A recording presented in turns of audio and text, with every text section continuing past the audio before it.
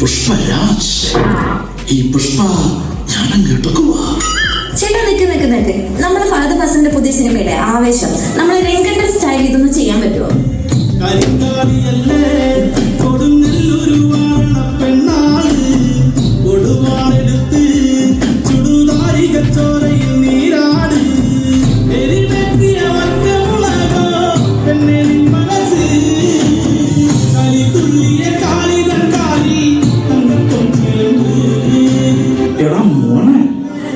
രംഗച്ചേട്ടൻ കാണിക്കുന്നു പറഞ്ഞാൽ കാണിക്കും.